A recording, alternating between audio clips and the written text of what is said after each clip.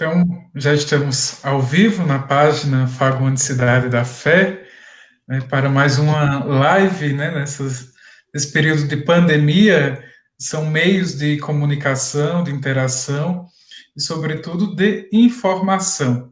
E hoje temos como tema da nossa live a história de Fagundes. E como convidado temos aqui o nosso querido João Andrei, filho do saudoso João Dudu, a quem eu chamava carinhosamente de tio João, né, que João é professor, e eu vou deixar que ele se apresente melhor. Mas antes, vocês que estão se conectando conosco, curtam, né, compartilhem e vão comentando também aqui na nossa live. Se tiver alguma dúvida, alguma pergunta, alguma curiosidade sobre a cidade de Fagundes, se soubermos aqui, vamos falar um pouco, né? Então, sejam todos bem-vindos, seja bem-vindo, João, Obrigado. obrigado por aceitar o convite e fique à vontade para se apresentar.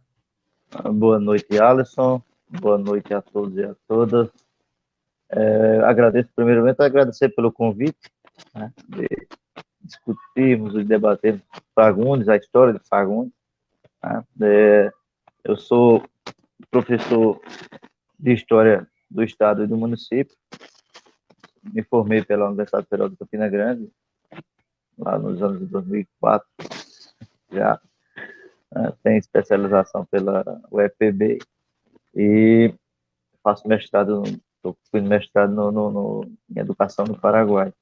Aí, Fagundes, é importante ressaltarmos a importância histórica de Fagundes dentro do contexto paraibano, da história local, da história do estado da Paraíba. Né? Vai muito mais além do que quebra-quilos, do que rompo da abelha. Né? Nós temos um leque de representação histórica do município e o Fagundes foi tema tanto da minha monografia de conclusão de graduação, quanto também da minha especialização. Então,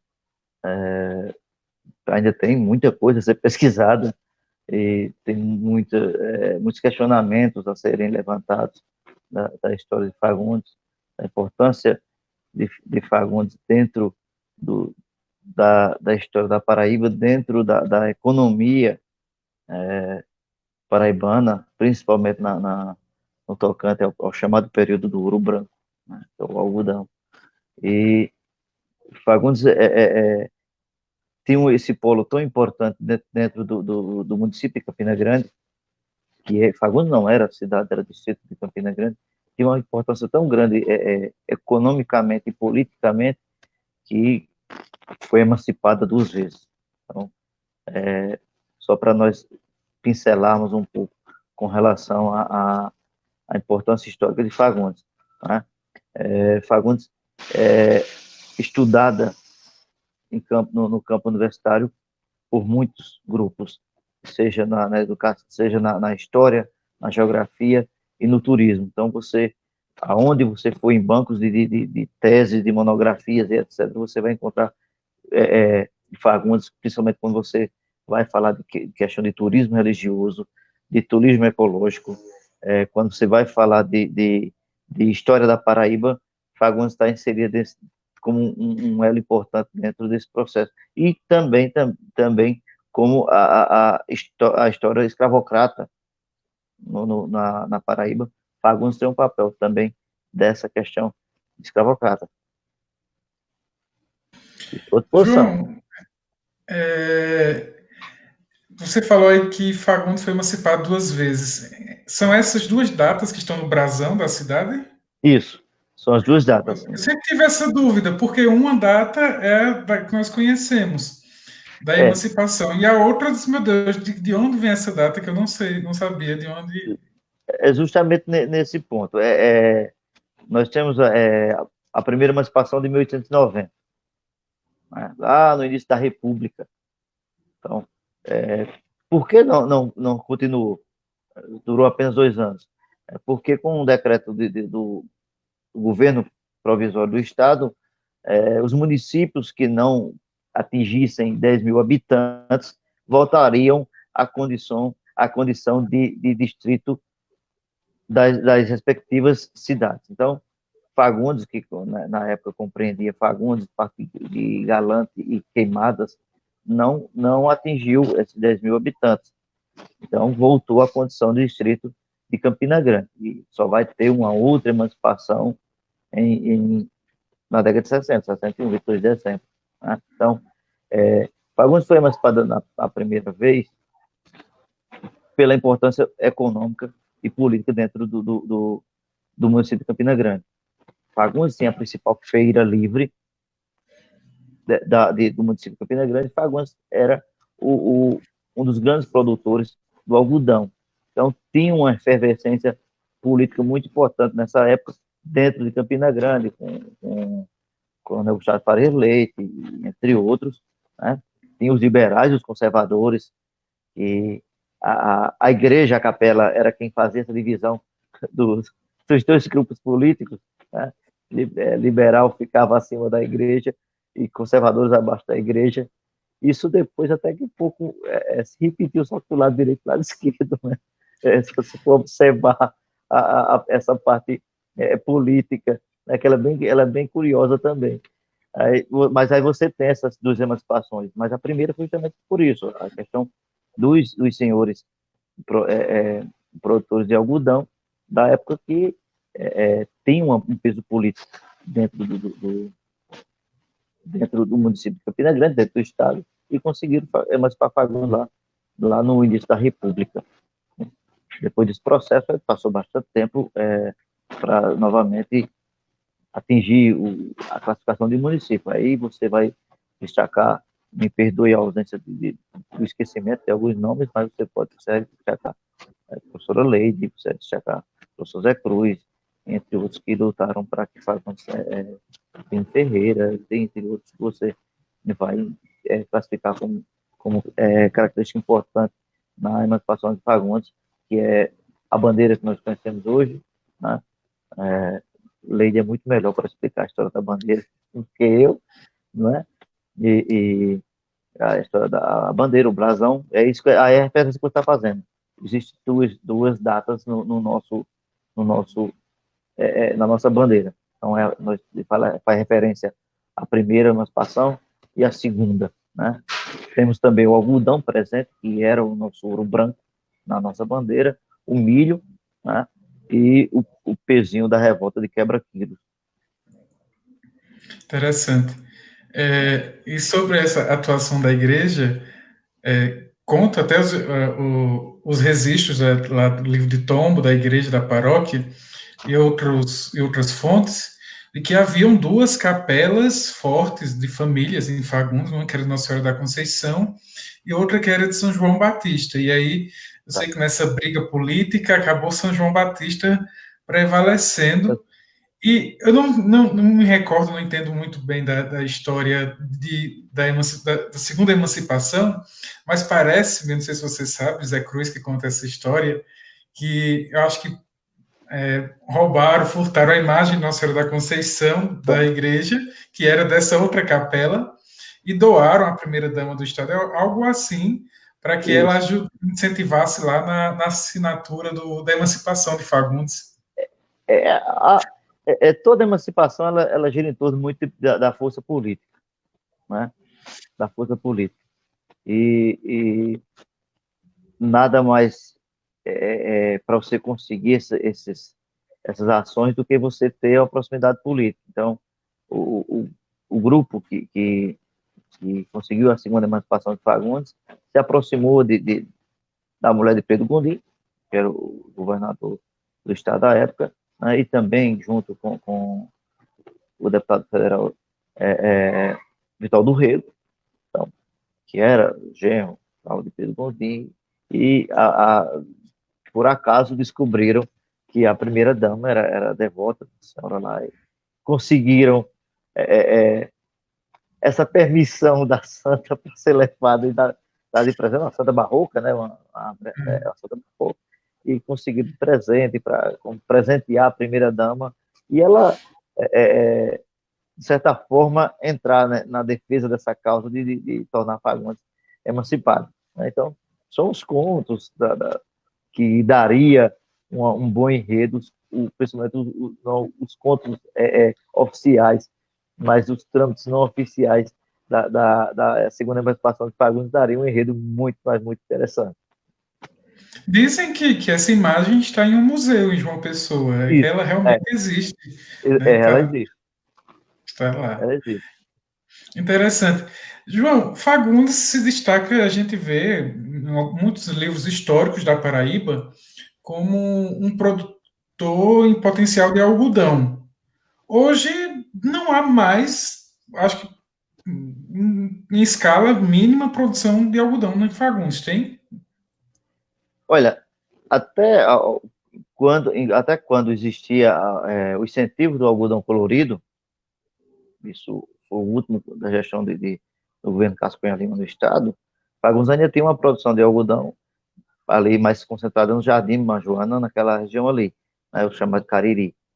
Mas posterior a isso, não foi praticamente uma, uma, uma, uma agricultura praticamente abandonada, porque ela precisa de incentivo do governo estadual para que os produtores consigam produzir e o Estado conseguisse absorver é, é, essa produção com a compra. Né?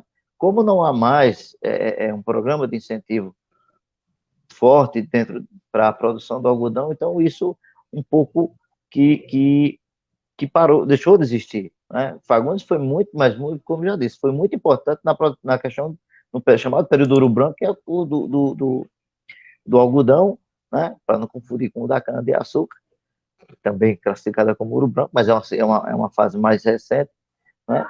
No final do século XIX. Então, isso, Fagundes era muito importante. Tanto é que a linha do trem, a linha de trem, a linha férrea, feita pelos ingleses, que passa ali no distrito de Galante, era, era onde se descia a serra para se depositar o algodão para ser revendido.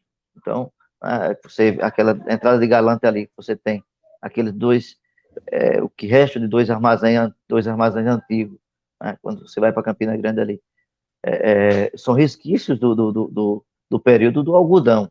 Então, aqueles dois armazéns serviam para o depósito desse algodão, porque o trem passava num determinado tempo, determinada data, para pegar essa produção de algodão. Então, tanto é que está registrada lá na nossa bandeira a importância do algodão. Então, o algodão foi muito importante economicamente para Fagundes e era muito importante economicamente para Campina Grande. Né? E isso também, forte economicamente, trazia também um fortalecimento político da região. Então, nós tínhamos coronéis, por assim dizer, do algodão, pessoas que eram bem financeiramente e que comandavam economicamente e politicamente dentro do município. Né? Nós tivemos a família Farias Leite com representação de vereadores que no caso era Campina Grande. Se você for pesquisar os arquivos da Câmara Municipal de Campina Grande, você vai encontrar bastante pessoas de influência política do município de Campina Grande que residiam em Fagundes. Ali a residência de Dada, ali nas margens da PB100, já pertenceu ao pai de Pimentel Filho, vereador de Campina Grande. Então, ainda da histórico do Pimentel, o pai também, era político, né, ocupou cargos políticos importantes, então residia ali nas margens que hoje nós conhecemos como PB100, e era o algodão que trazia essa importância. Né? Você, quando vai estudar um pouco a história do quebra-quilos, você vai ver a importância econômica que tinha a Feira Livre de Fagundes.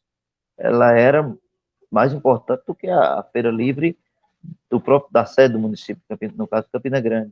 Então, a partir daí que vai surgir o movimento Quebra-Quilos, a partir daí que vai se espalhar pelo todo o estado e pelo Nordeste, né, até o estado de Sergipe, os registros do movimento Quebra-Quilos. Então, parte justamente de Fagundes, esses levantes, né, Alguns classificam o movimento quebra-quilos a guerra dos matutos contra os senhores. Né? Mas a gente vai entrar nesse detalhe ainda mais à frente. É interessante como a produtividade de Fagundes era eloquente na região, porque eu não me recordo agora o autor do livro, eu estava vendo isso com Lady dias atrás, e que narra um pouco da história da igreja na Paraíba, Uhum. e destaca, e tem um capítulo que destaca a Diocese de Campina Grande. Nesse livro diz que, eu não sei se é um livro, se é um trabalho de monografia de alguém, mas diz que a igreja chegou primeiro na cidade de Serra Branca, tanto que até hoje Serra Branca reivindica o direito de ser a sede da diocese e tal, uma brincadeira, já que a sede da diocese é em Campina Grande, mas mesmo os tropeiros, as pessoas que moravam em Serra Branca, naquela região do Cariri paraibano, vinham a Fagundes para participar da feira, para a compra de gado, de algodão. Aí eu acho que o trabalho lá menciona, se eu não me engano, alguns sítios de Fagundes hoje, eu não sei se Bom Sucesso, agora eu não me recordo, mas mencionam que iam a esses lugares para a compra de gado, também de cana-de-açúcar, enfim. Você tem uma tese de doutorado do professor Luciano Mendonça, que é do Departamento de História da Universidade Federal de Campina Grande, que ele trabalha ele trabalha a questão dos cativos, né? Cativos da Rainha da Borborema, que é fazer um levantamento da história social da escravidão, né? Isso lá no século XIX. Então, são 300 e poucas páginas, mais ou menos, a tese do professor Luciano. Ele vai trabalhar justamente a questão da escravidão no período do algodão. Então, ele cita Fagundes mais de 70 vezes, essa tese dele. Inclusive com pesquisa de cartório, com inventários, com heranças dos senhores deixaram para os filhos, e assim por diante. E a briga também dos escravos pela libertação, né?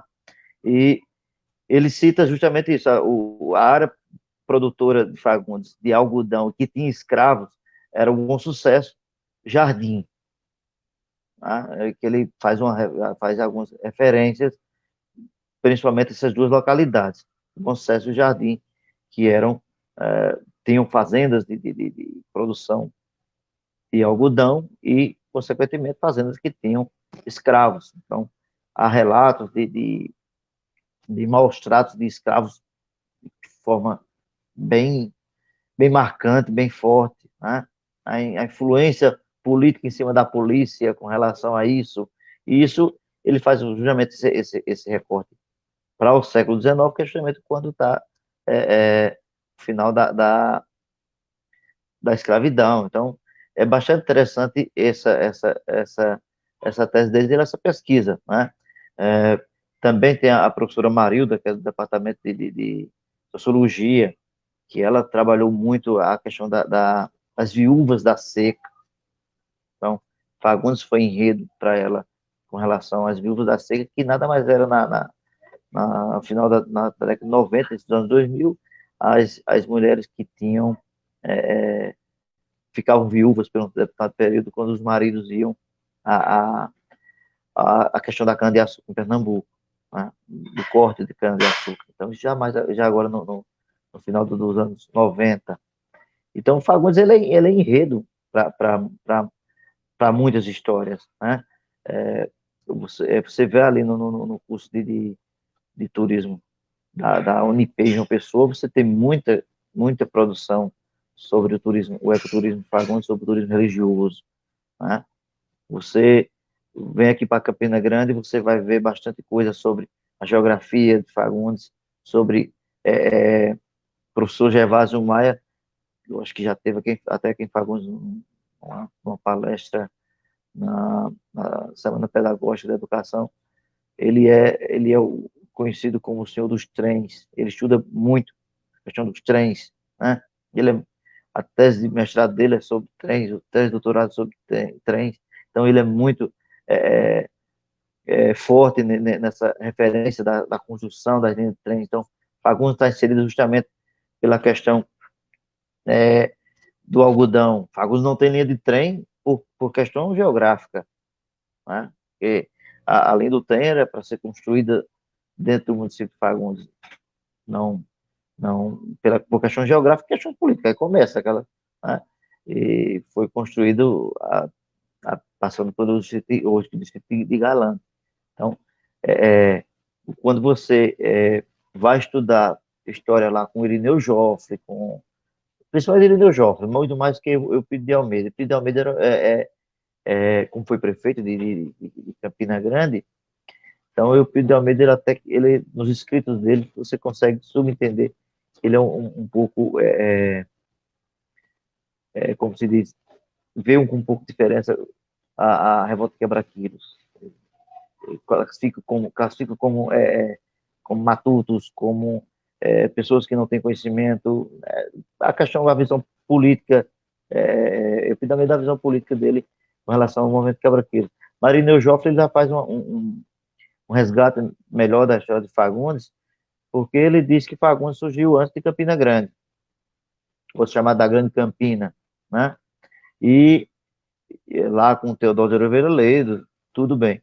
E ele classifica que Fagundes vem antes de Campina Grande. Campina Grande, a região de Campina Grande foi avistada do alto da serra do Bodoquitá. Então, a grande Campina, a grande planície, né? Então, é, e justamente Irineu que ele vai fazer ele faz mais um pouco dessa história de Fagundes, é quem vai fazer o levantamento da primeira emancipação política, que não era a função de prefeito, o cargo de prefeito, era um consórcio, um consórcio administrativo, né?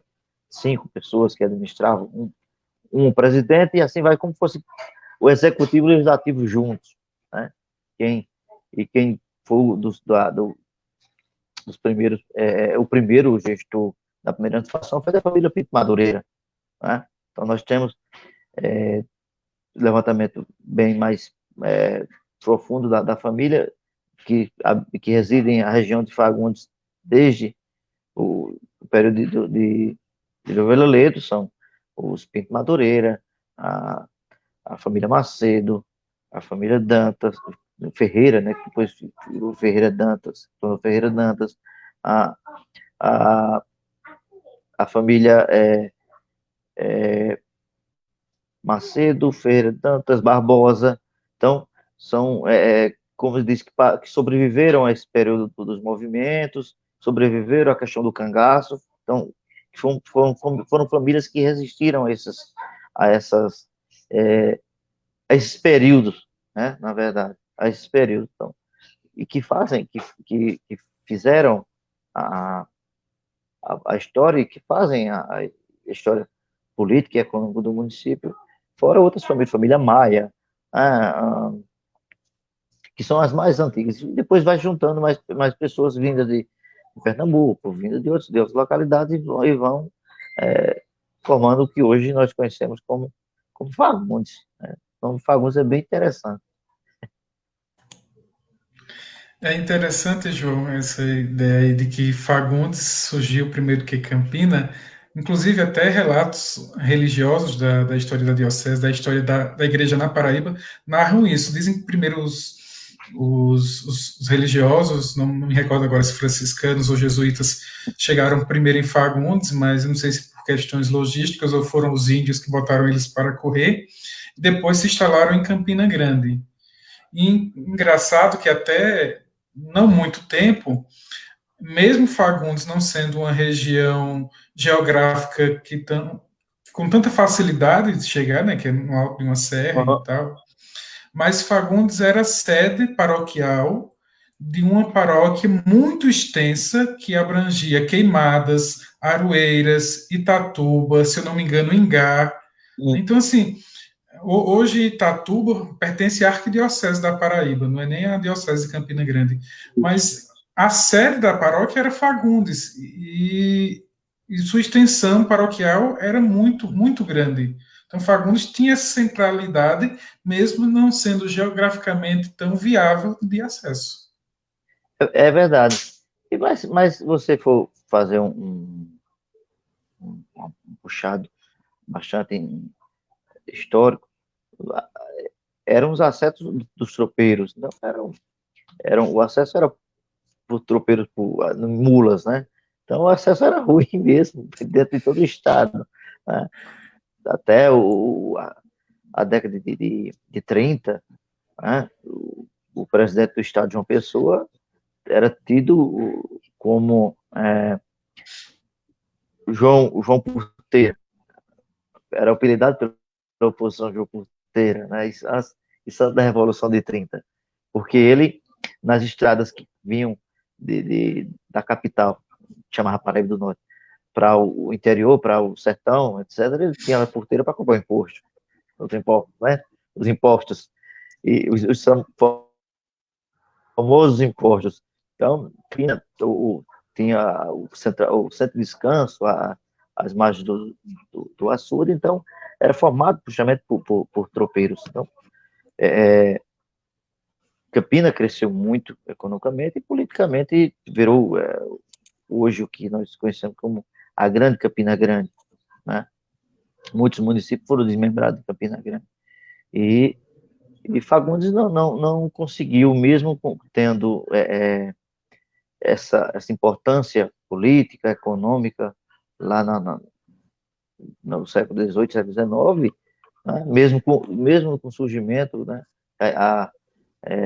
Teodoro Azevedo Ledo, ele fez a ocupação ao contrário. Né? Ele não fez o litoral para o interior, ele veio do sertão para o sentido litoral, que era justamente para, entre aspas, pegar os índios de surpresa. Eles esperavam geralmente que se viesse da costa, né? E foi justamente por isso que Teodoro Azevedo conseguiu ter sucesso, né, nessa investida. Nós temos ainda uma referência com a questão ainda dos nativos, dos índios. Nós temos uma ligação muito próxima ainda com Cabedelo, com Lucena e com Baía de Traição. Né? Aqui, quando os jesuítas foram expulsos da Serra do Bodopitá, foram os chamados traidores da invasão holandesa, né? Foram expulsos para a Baía de Traição. Então, ainda você encontra ainda alguns registros históricos, principalmente de documentos oficiais, você encontra esses registros que os índios daqui foram, uma parte foi para a Baía de Traição, outra foi para Lucena, tanto é que tem Fagundes de Lucena, né? E, e, e ficamos nessa divisão, né? Nessa divisão quando o governo real do Brasil rompeu com a Igreja Católica e começaram a desfazer as colônias indígenas, que eram lideradas pelos jesuítas ou pelos carmelitas, no caso nosso aqui, eram os jesuítas, e começaram a desfazer e expulsar realmente essas duas companhias da Igreja Católica do Brasil. Isso quando houve um rompimento da coroa portuguesa com a Igreja Católica. Perfeito. E eu ia fazer alguma pergunta, eu li aqui, acabou fugindo. Mas, sim, então o nome Fagundes está relacionado diretamente a essa questão indígena? Olha, há controvérsias, né? Há controvérsias. É uma pergunta que se faz muito. É uma pergunta, por mais simples que possa ser, mas é uma pergunta que se faz muito, né? Eu não encontrei nenhum registro que Fagundes vem de origem indígena, tá? Eu vou citar aqui. Campina Grande faz referência a uma grande planície, a uma grande campina. Queimadas era porque os habitantes de Fagundes saíam para aquela região ali, tiravam as matas e tocavam fogo. Então, fulano está indo às queimadas, certo? Mas chamava Tataguaçu, é um nome indígena, né? É, Riachão do Bacamarte faz referência as pessoas que ficavam na beira do riacho, o bacamarte é uma espécie de uma espingarda, a subaqueira, né? Se chama. Aroeiras há uma questão de uma árvore nativa, tal, né? Fagundes. Fagundes é um sobrenome português, tá? É um sobrenome português, sobrenome de uma família portuguesa. Então, você vai ver em todo o nosso entorno, nomes que fazem referência à natureza ou a algumas palavras indígenas, mas Fagundes não é uma palavra indígena. Bodopitá é uma palavra indígena, né? Que é o brejo de Canas Bravas. Esses nomes, Fagundes chamou de brejo de Canas Bravas, depois brejo de Fagundes, e por fim Fagundes. Isso era uma grande pergunta de Eupídio de Almeida. Quem relata isso não sou eu, não, tá? Quem relata isso é o ex-professor da UFPB, João Pessoa, o professor Zé Elias Barbosa Borges, é falecido há uns 4, 5 anos já, que nos anais, lá numa pesquisa que ele fez, ele apresentou num congresso de história o que possa ser mais aceitável como a origem do nome Fagundes, né? Ele até relata que não conseguiu responder ao Pio de Almeida em vida porque Fagundes é Fagundes, né? Ele disse, não consegui responder ao meu amigo Pio de Almeida porque Fagundes, porque é o Pio de Almeida mesmo, quando foi prefeito de Campina Grande, foi prefeito de Fagundes. Então, ele tinha, como ele era advogado, pesquisador, historiador, escritor, aquela coisa toda, e tinha essa grande curiosidade, né? Aí, para o professor Zé Elias, ele acha que descobriu esse mistério. Para mim, é mais aceitável como a origem de Fagundes, né? Ele vai remeter a origem do nome Fagundes lá à dominação dos holandeses, tá? Que ocupou a fronteira da Paraíba com Pernambuco, a Batalha dos Guararapes, né? Batalha dos Guararapes. Então, ele, ele vai fazer. Quem participou da dominação holandesa? A favor e contra, tá? Os holandeses tinham índios que defendiam a permanência deles, como também tinha índios que defendiam a permanência portuguesa. Então, no nosso caso, os, os holandeses eram auxiliados, né, no caso, pelos índios tupis, pelos poti, né?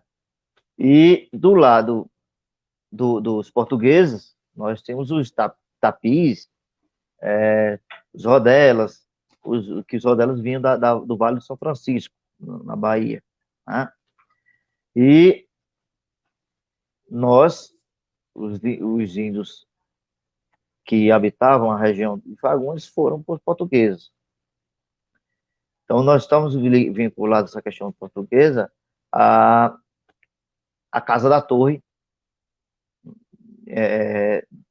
da Bahia. E tinha um comandante dessa Casa da Torre, um soldado, chamado Francisco de Souza Fagundes. Tá? E como é que o professor Zé Elias justifica isso? Essa questão. Você vai lá para remeter lá a questão da origem dos sobrenomes. Sobrenomes surgiu fulano e cicrano. A referência, né? Fulano, filho de Beltrano. Até hoje nós nos pegamos ainda utilizando dessa forma. Fulano, filho de cicrano, né? A referência. Então, o que até a época não chamava brejo de Canas Bravas, tá?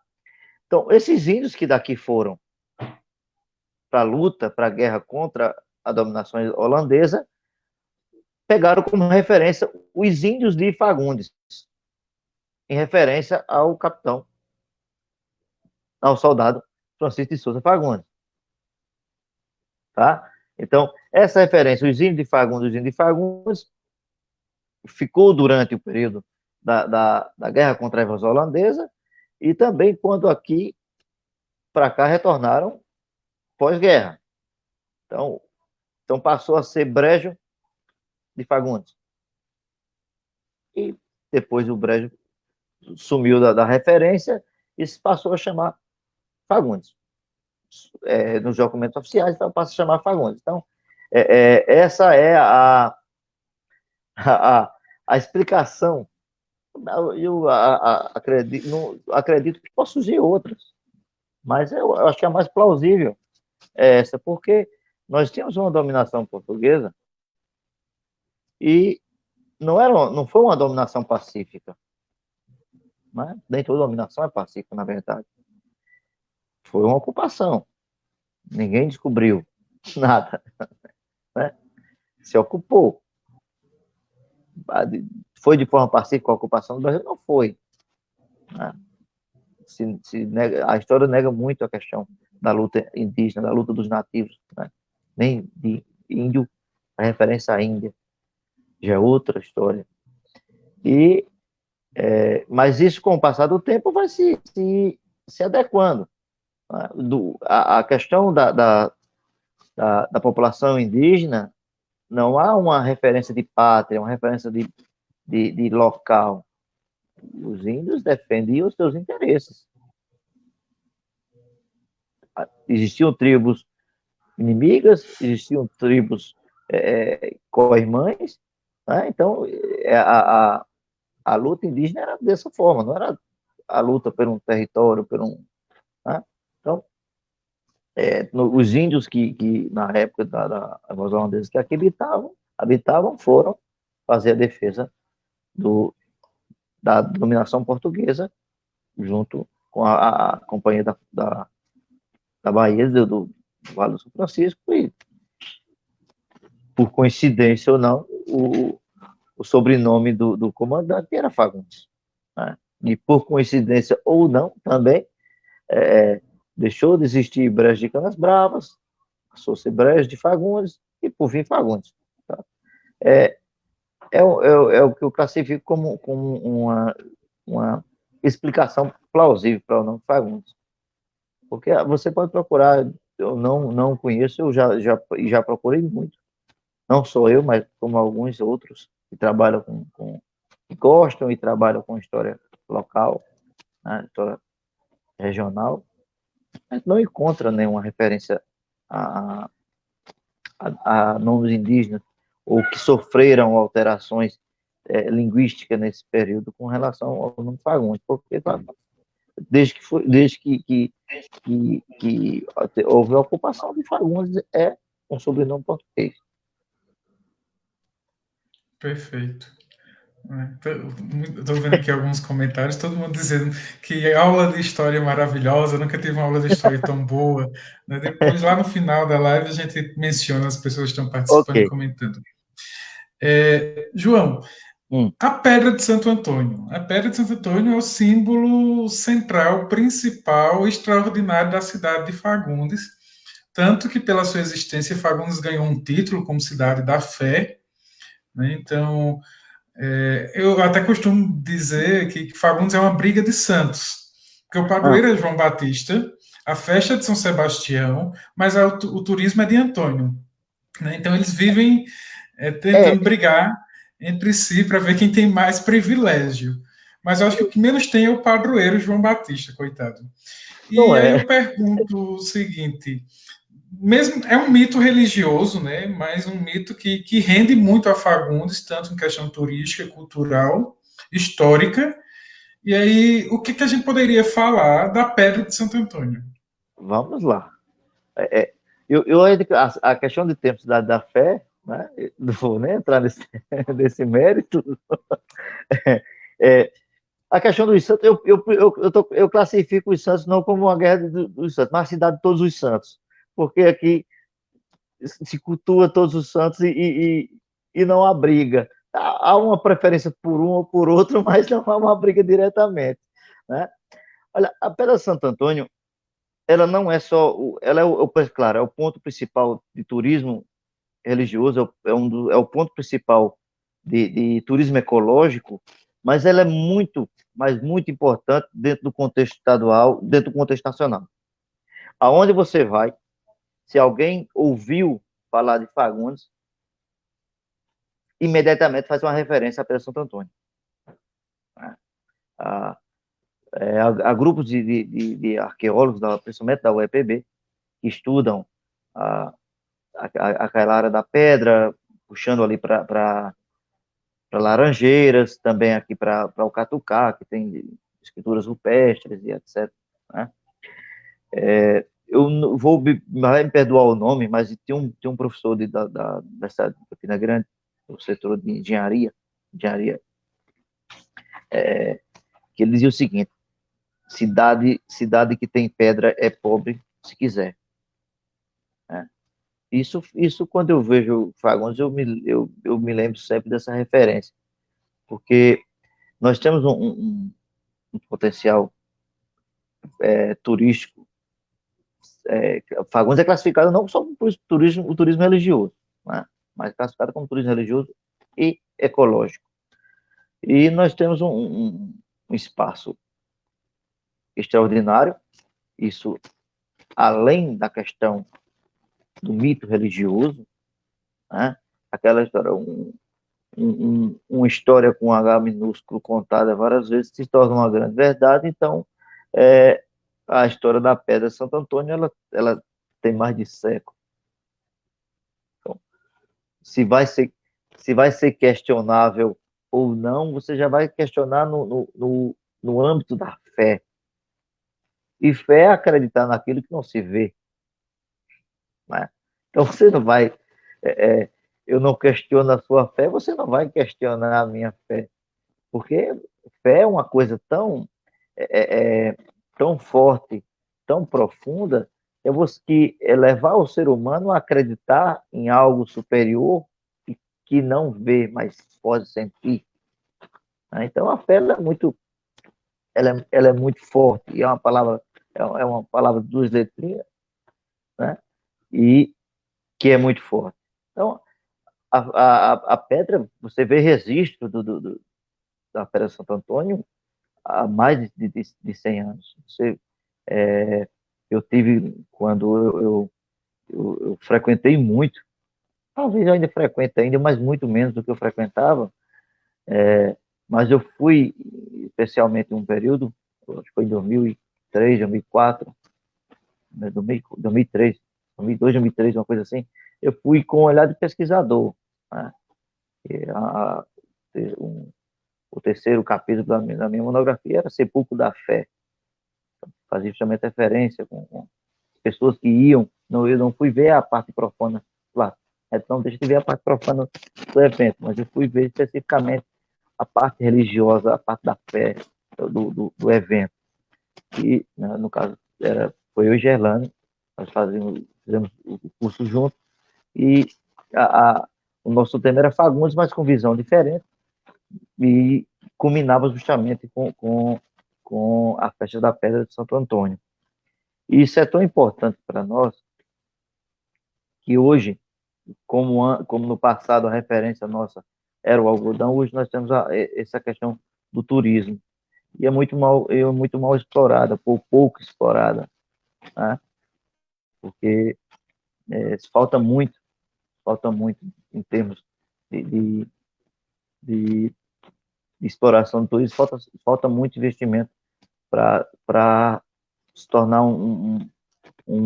uma coisa bem maior que já é. A história a história do evento da Festa Antônio é enorme. O que falta é a questão de logística, de estrutura, o mesmo tamanho que tem essa história. E, né? E tem diversos contratempos com relação a isso, porque você está mexendo com área, se não 100%, mas quase 100% particular. Né? Então, isso não seria só a força do município para conseguir tornar aquilo ali um parque ecológico e religioso, como existe, você conhece, como nós conhecemos em várias outras regiões. Isso teria que ter uma força bem maior para conseguíssemos fazer, em termos de estrutura e de acessibilidade, a pedra o que é a altura da sua história. Isso vai lá remeter, você for sentar com o Zé Cruz, ele vai passar umas 4 semanas nos falando da história da peça do Antônio, que ele conhece muito mais que nós juntos. Né? E, e quando você vê Zé Cruz falando da história da peça do Antônio, você vê brilho, você vê alma. Não é? Se você não acredita, você passa a acreditar. Então, ela é muito importante para nossa. É muito importante para a nossa economia e seria muito mais importante se nós pudéssemos equalizar isso na exploração dessa, desse evento. Né? Você recebe visitas o ano todo, mas especificamente na 13 de junho, vem gente em tudo que é canto do mundo, tem gente em tudo que é canto desse Brasil. Né?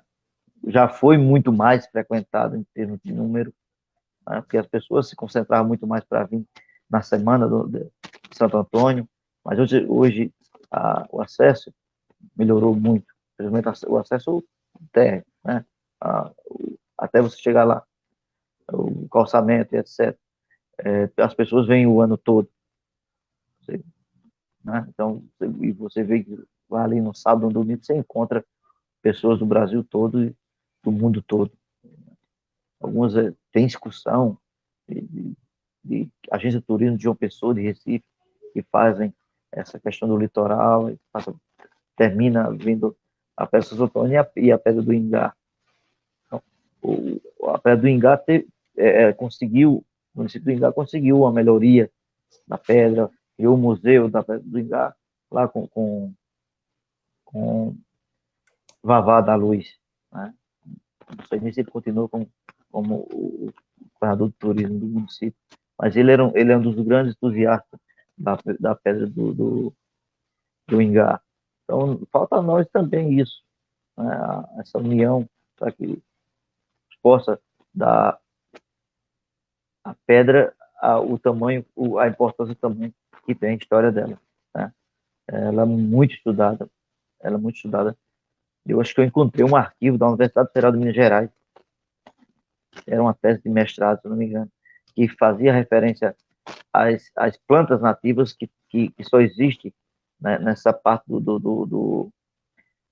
da pedra da Serra do Bodocá, que é onde está localizada a pedra. Então, era uma pesquisa, não me lembro direitinho, é porque a gente lê tanta coisa e termina passando as referências, mas o que vai marcando, você vai se lembrando, que fazia justamente estudos de plantas, aí só existia, em referência ao Nordeste, só existia aqui em Fagundes, e existia outra, acho que era na região, em Minas, ou em Minas era Rio de Janeiro, ou coisa assim, e você vê que vem gente de tudo que é canto para estudar Fagundes.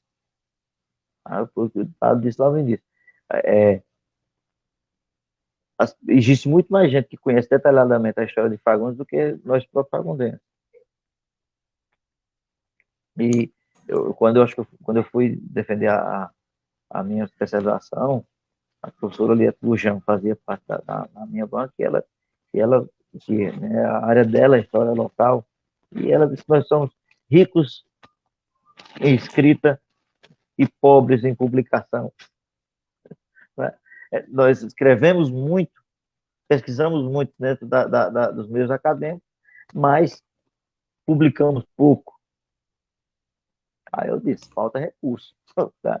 Publicar livros, escrever livros, é diferente de se você escrever uma monografia, uma tese, uma dissertação, é diferente. A linguagem é outra e é um investimento alto.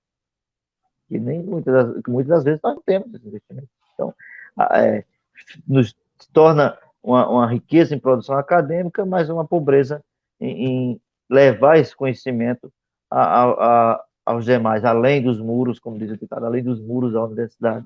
Então, mas hoje, graças a Deus, a internet ela facilita muito. Você vai lá no Google Acadêmico, você termina encontrando, né? Porque hoje são. A minha monografia não era digitalizada na época.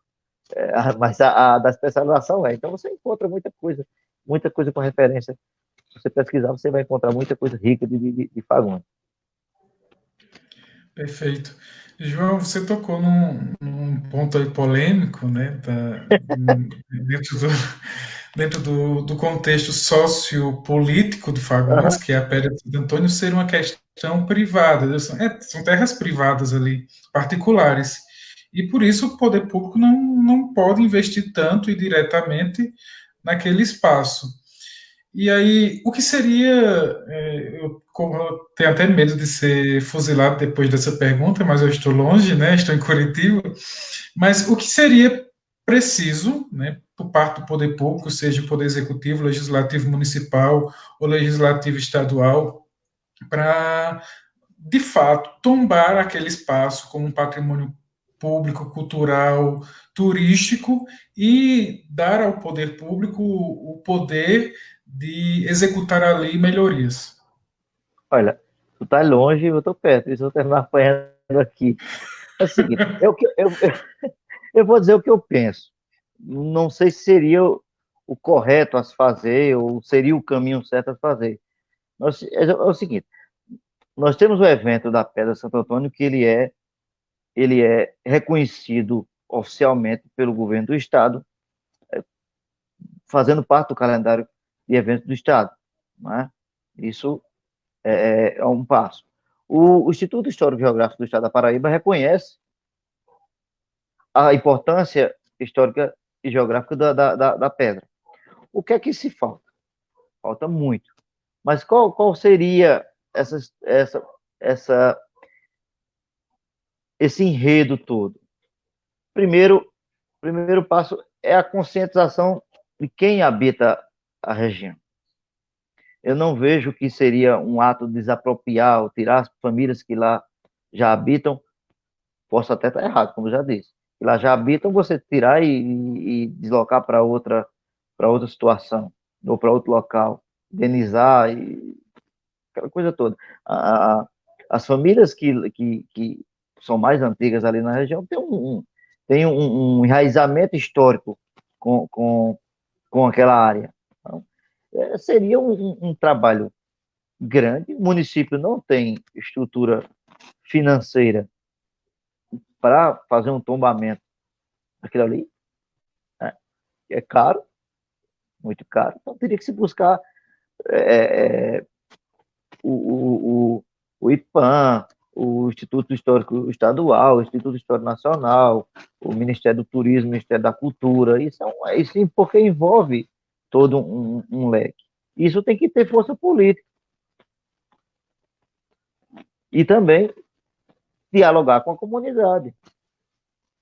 Não pode ser feita uma situação de cima para baixo, vou desapropriar, fazer isso. Se você não respeita e nem dialoga com os que lá existem, né? Eu acho que seguro seria um trabalho minucioso, seria um trabalho demorado, seria um trabalho longo, mas seria mais um trabalho de concentração, preparar os que lá habitam para uma padronização do espaço, né? Para uma padronização da ocupação do espaço, como acontece em alguns parques, em alguns parques estaduais e nacionais, que respeita o espaço do ser humano que lá já reside, mas também esse pessoal também se respeita um espaço passa a ser também um espaço, de certa forma já é um espaço público, né? De forma de questão informal, e isso seria mais a questão de diálogo, de conversar, de ter um projeto de como seria, de a se adequando às regras do, da Secretaria Estadual de Cultura e Turismo, se adequando às regras do Ministério de Cultura e Turismo, né? Fazer um centro de onde recepcione as pessoas, onde tem acesso, onde você possa oferecer restaurantes padronizados, com um leque que tenha essas questões, esses controles. Você, vamos lá aqui, bem próximo aqui, nós temos, não vai na mesma proporção, mas você tem o, a área da Nossa Senhora da Penha, que ali é aquela área, tem a praia, tem a área da igreja e tal, mas tem a área habitável, né? E ali se casam. Quando funciona a Romaria da Penha, é uma coisa enorme, mas ali se casam, porque aquelas pessoas fazem parte daquela, daquela região, né? Vamos lá ir para perto de você aí, você vê o, o Parque de Foz, as pessoas que convivem, as pessoas que lá moram, lá nas margens do rio, que faz parte do Parque de Foz, mas respeitam aquele espaço, há uma fundação que administra aquilo, e é uma coisa que enriquece todo mundo, né? O turista, quando ele vem, gosta, é bem recebido, é bem tratado, come-se bem, tem um certo conforto, ele volta e faz mais gente. Então, eu acho que esse seria, no meu pensamento, esse seria o primeiro passo, o diálogo, apresentar o que se quer, conversar com as comunidades, conversar com os órgãos que administram, que regulamentam a questão do turismo e da cultura, chamar as universidades, chamar os institutos, né? É um trabalho a longo prazo, a várias mãos. Seria viável? Eu acho que seria viável. Agora, ele é complexo, né? Ele é complexo. Verdade. João, nós já estamos, acho que com 1 hora de live, né? A expectativa é mais ou menos seja disso, para não ficar cansativo para Ah, quem está aqui falando, para quem participa também está assistindo. Mas eu tenho duas perguntas, ou dois questionamentos ainda, antes de mencionar quem nos acompanhou por aqui e suas considerações finais. No início da live, você falou de uma espécie de associação, de grupo de pessoas que cuidavam da administração de Fagundes. Aí até mencionou algumas famílias, Ferreira Dantas, o Macedo, tal, se não me engano, o pessoal do Melo também. E foi desse grupo, dessa associação, que saiu o nome de seu Severino Dantas como primeiro prefeito de Fagundes. o primeiro não é bem assim, né? O primeiro prefeito eleito é o Dr. Geraldo Dantas. Geraldo Certo? Dantas. Geraldo Dantas. Severino Ferreira, ele é o primeiro prefeito, claro, mas é a questão do primeiro prefeito de forma indireta, porque ele assumiu para completar o período até as eleições. Então, ele se destaca sim porque, e aí você vai, a força política. Todos tinham condições de assumir, claro que teria, né, no meu entender. Mas a força política, ela prevaleceu. Então, ele foi nomeado prefeito de Fagundes.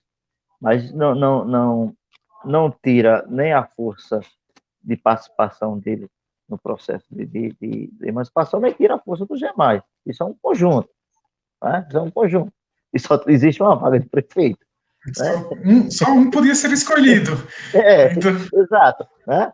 É diferente lá da primeira emancipação, que era é como se fosse um consórcio, um grupo, que acabou sendo da família Pinto Madureira o principal representante disso.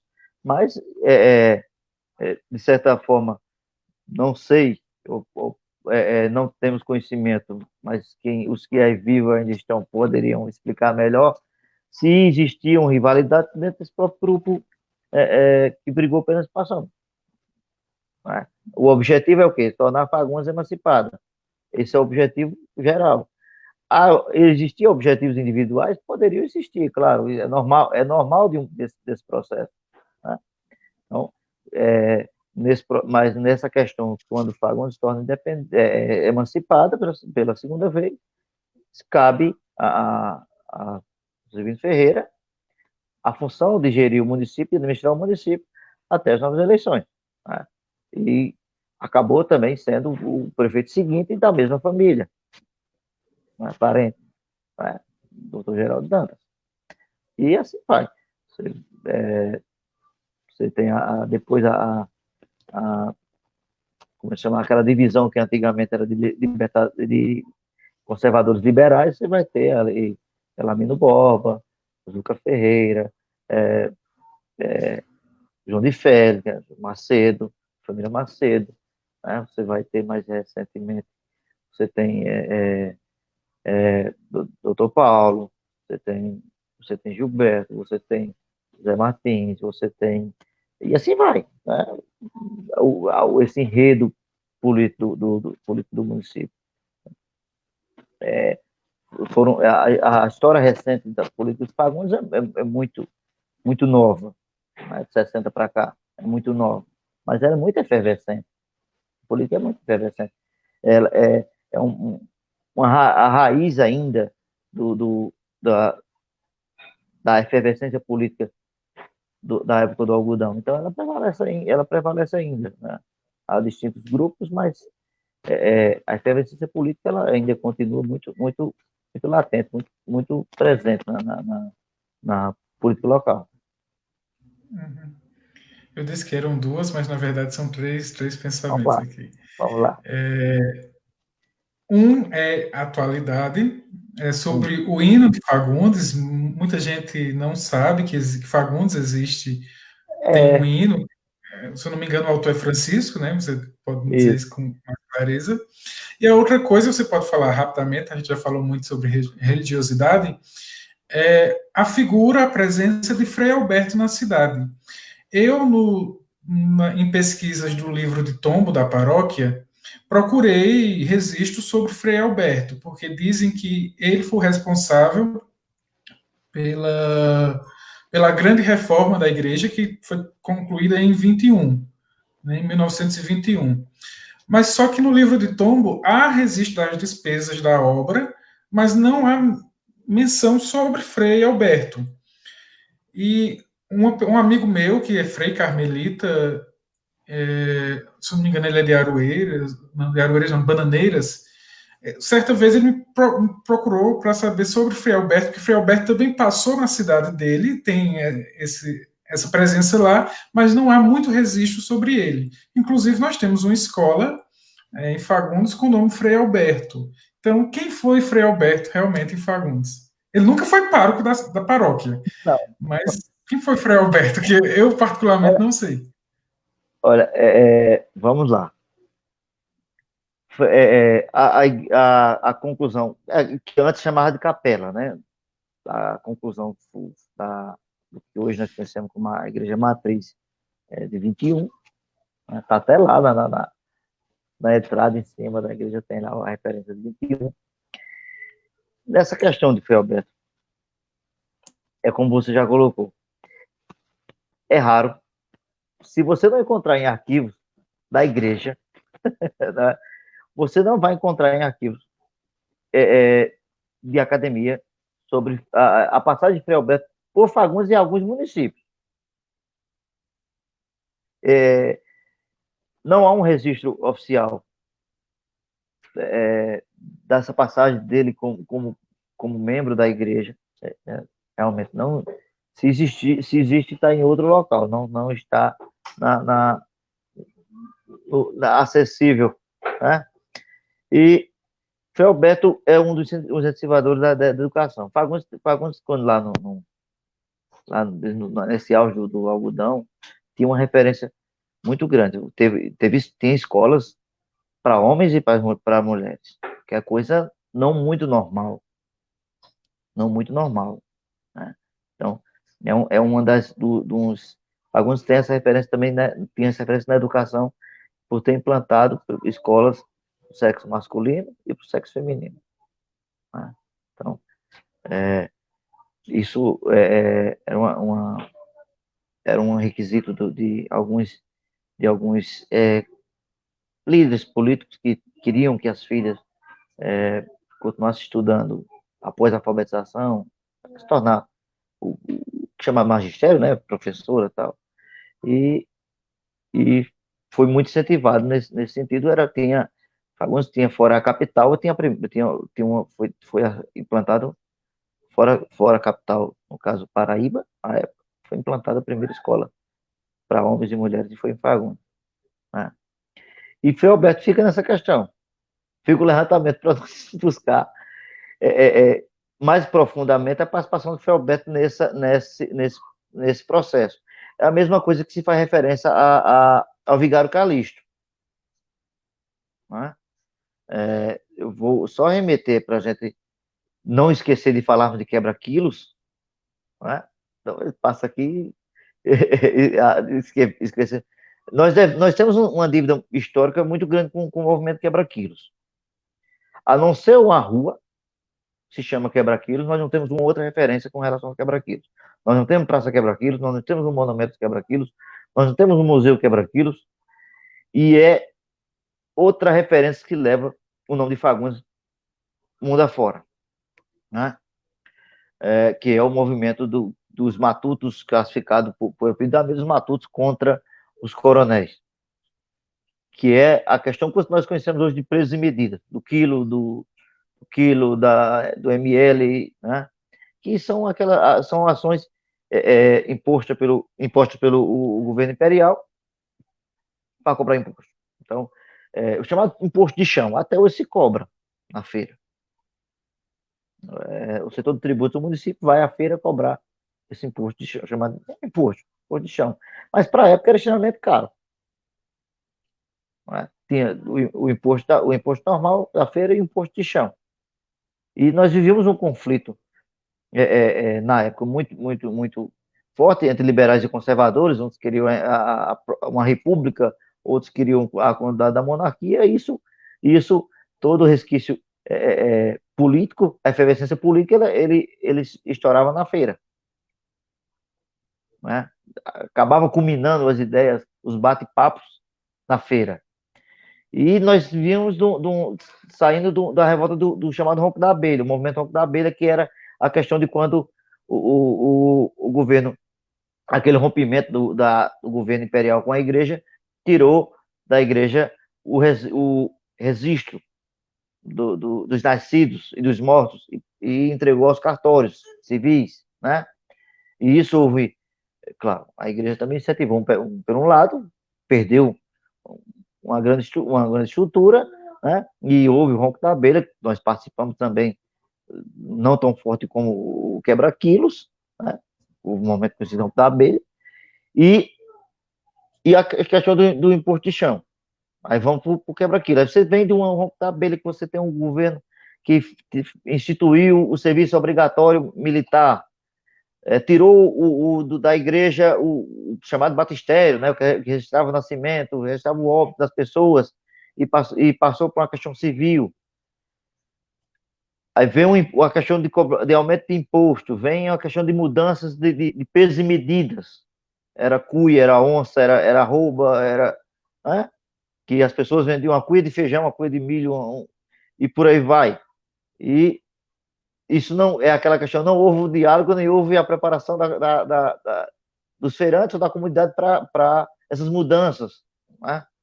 E as pessoas se revoltaram porque as condições de vida não eram boas, os impostos já eram altos, não mudou muita coisa também, mas né, respeitando as devidas proporções de espaço e tempo.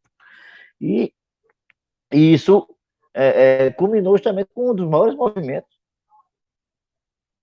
populares do Brasil. Nós estudamos o movimento cangaço, nós estudamos o Canudos, nós estudamos a Balaiada, a Sabinada e outros movimentos populares, mas tão quão importantes foram esses, o quebra-quilos também foi importante.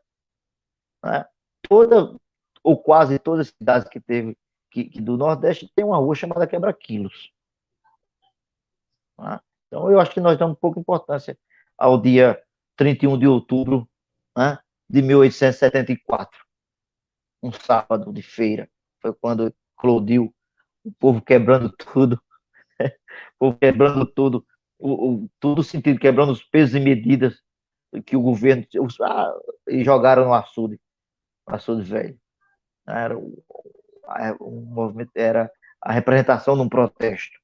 Aí quando nós vamos, o Vigário Calixto, E quem toma isso entre eles é um dos líderes do movimento de Campina Grande, saindo do distrito de Fagundes para Campina Grande. O Calixto tem essa ligação com Fagundes justamente pelo movimento quebra-quilos. Aí se fala muito quando você vai estudar em João Carga d'Água. Né? A característica do movimento quebra-quilos é não ter líderes. Teve um líder direto. Mas, claro, alguém organizou, alguém incentivou, né, as pessoas a se revoltarem. E aí faz a referência a Vigário Calixto, que leva essa ideia da Feira de Fagundes para Campina Grande. Né? Então você começa a ver a quebra-quilo, você vê interessante que a cada sábado explode num lugar. Começou aqui no dia 31 de outubro de 1874 e foi na semana seguinte Campina Grande, e foi se espalhando até os estados praticamente do Nordeste todo. Acho que a única exceção que se teve foi a Bahia e o Maranhão. Mas o restante dos estados nordestinos tiveram o movimento quebra-quilo. Aí aqui faz referência, né, Fagundes, a João Nunes, a Tomás, isso é muito mais na escritura de Irino Jovem, né? João Nunes, Tomás, não tem sobrenome, e Manuel Maia, como esses líderes desse movimento quebra-quilo do município de Fagundes. Então, eu acho que deve ainda uma homenagem histórica ao movimento quebra-quilos. Né? Deve ainda essa homenagem, que foi tão importante. Eu acho o dia 31 de outubro tão importante como o 22 de dezembro, que é a nossa segunda emancipação. Eu acho que nós, pela importância que tem o movimento quebra-quilos, que é o primeiro ato nacional que leva o nome de Fagundes à história, acho que nós devemos ainda isso, uma homenagem ao movimento quebra-quilos. Eu faltou algum ainda ou não? Ainda tem algum? O hino, sobre o hino. O hino. O hino é de Francisco, que também eu acho ele interessante, mas faltou o Francisco citar o movimento Quebra-Quilos também e o Ronco da Abelha, que são um movimento histórico. Claro, eu entendo muito bem que ele fala muito mais das belezas naturais de Fagundes, fala do seu povo, né, da hospitalidade do seu povo, fala das belezas naturais. Né, Acho que menciona revoltas, né? Tem revoltas, alguma revoltas, coisa mas assim. pincelado, mas eu acho que cabia mais um pouco de fazer essa referência ao movimento Ronco da Abelha e ao Quebra-Quilos. Mas é de Francisco, que é natural de Fagundes, é uma pessoa extraordinária, né? Mora no Rio de Janeiro, leva o nome é um dos filhos de Fagundes que leva o seu nome aonde vá, né? Já foi candidato a vereador aqui em Fagundes na década de 90. Então, Francisco sempre está aqui presente, é uma pessoa extraordinária, né? que prestou, buscou sozinho essa homenagem à sua terra em forma de hino. É bem mais recente o hino, né?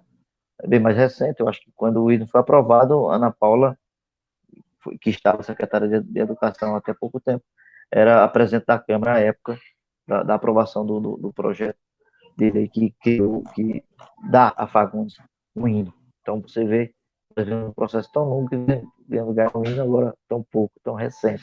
Né? Pois é um tema bem contemporâneo. É, E João, deixa eu aqui mencionar o pessoal, porque a gente já passou quase uma hora e meia aqui de conversa. É tanta coisa, uma conversa tão boa, tão rica. Teríamos muitos outros assuntos, Colégio João 23, enfim, teríamos muitos assuntos para falar, mas para isso falar. mostra a grandeza de Fagundes em história, em garra, em cultura, né? E quem sabe essa live nossa, essa nossa conversa incentive aí o poder público, as pessoas, os civis, a se interessarem mais pela nossa cidade, pela nossa história, por tudo aquilo que somos, por tudo aquilo que temos, né? Eu acho É, muito o, viável. Eu amo Fagundes de coração, onde eu levo, onde eu vou também, eu falo muito bem de Fagundes, cidade da fé, cidade que eu amo. é verdade. Fagundes para quem é de Fagundes, ou para quem adotou Fagundes como sua terra, não sai mais. Você pode rodar o mundo, pode rodar para onde você quiser, pode ter Fagundes tem inúmeros defeitos, mas é o amor que cada um guarda e leva no peito para onde vá, né? Temos uma história rica que falta, que também necessita ser explorada, bem explorada, né? Temos tem a perspectiva de, de levar a história, claro, né? Eu acho que quem faz história, estuda história e é de Fagundes, busca, se sente orgulhoso quando você está pagando uma disciplina específica que trata de Fagundes, você se sente orgulhoso e você vira referência dentro daquilo ali, dentro daquela turma, porque é, é prazeroso ver e ouvir os outros falarem bem da história da nossa terra. É um povo, é um povo pacífico, é um povo receptivo, é um povo guerreiro, né? Isso está no nosso DNA. Não é à toa que nós participamos de duas revoltas contra um governo federal, né? Então, somos um povo brigador pelos seus direitos, né? Somos guerreiros e dá muito orgulho, né? Fazer parte dessa cidade, dá orgulho de ter estudado história e ter levar e ter ido buscar pesquisar mais sobre ela. A pena que meu mestrado não seja na área de história, né, para aprofundar mais essas pesquisas, mas é interessante a história de Fagundes está vinculada muito, nós pensamos que a história de Fagundes está muito mais vinculada à história de Campina Grande, mas de certa forma, se for olhar muito mais no passado, é o contrário, né? Não é, não é desmerecendo o tamanho de Campina Grande, mas é dando representação e, e determinando o local que Fagundes faz parte dessa história do estado da Paraíba, é muito importante, e foi, no passado foi muito importante, muito mais importante que muitas cidades grandes que hoje nós temos. Claro, isso tudo é um processo de transição, de crescimento e tal, mas Fagundes tem é, muita coisa a ensinar ao Estado em termos de história, em termos de geografia. Somos ricos disso, somos ricos de história, somos ricos em áreas, em questão geográfica, e é uma maravilha sempre sentar e compartilhar um pouquinho que nós sabemos com relação à história de Fagundes. Perfeito. Então, só registrar aqui a participação, né? Muitas pessoas participaram, mas alguns aqui comentaram.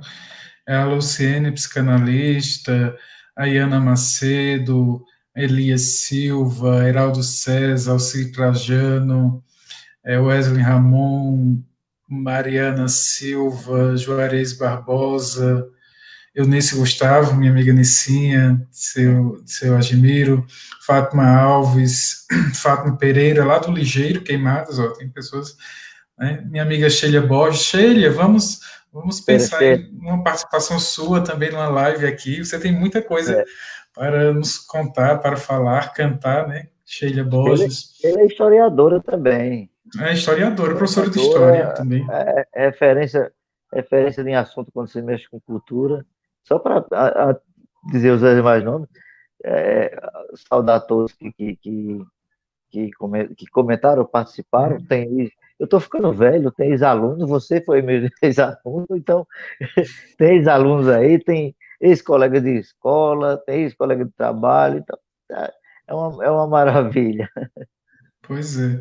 Tem aqui também a Marilene, né, nossa amiga Marilene, Deusilene também, o Alberto Martins, temos Dona Cícera Pereira, José Almi, a Cida Alexandre, Ivandro Ribeiro, Carmen Rodrigues, Adolfo Vicente, Fábio Alves, é uma infinidade de pessoas aqui. Deixa eu ver.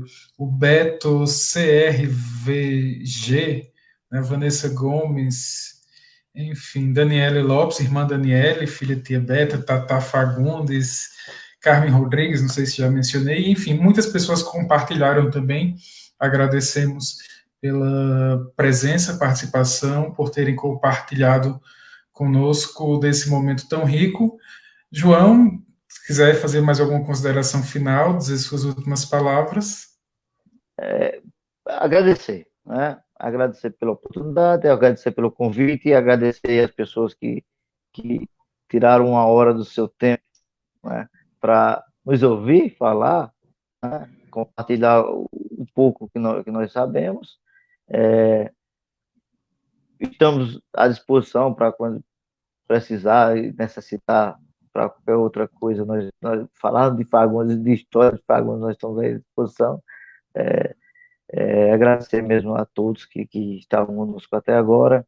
Um abraço a você, um abraço a todos e fiquem em casa, né? É importante nesse período, É né? importante. E só quero lembrar que no próximo dia 21, a nossa série de lives começou com a Luciene, psicanalista, né, falando sobre psicanálise, e tivemos hoje e ainda continua. Dia 21 teremos uma, Fagundes em Debate, Política Municipal, Renovação em Perspectivas. Estará o Alberto Martins, eu, o Pedro Barbosa e o Victor Miguel. Uma turma jovem, vamos falar um pouco sobre nossa impressão política no município de Fagundes, né? Como eu tenho dito, não tem nada a ver com partido político, mas é uma política em geral, uma questão de educação, de saúde, de municipalidade mesmo que queremos compartilhar. Também estamos vendo aí a possibilidade de, em outros dias, o Seu Branco participar também, o Marcelo Brasil, né? E quem sabe que outras pessoas que queiram participar, tiverem conteúdos interessantes, queiram partilhar conosco, podem entrar em contato com a página, que aí agendamos aí uma possível data. E, João, a você, muito obrigado por ter aceito o convite, fico feliz, né? Nós já fomos companheiros aí de luta política partidária, já Ok, fomos aluno, professor, exato. enfim, vamos caminhando. Carmen está perguntando que hora vai começar dia 21.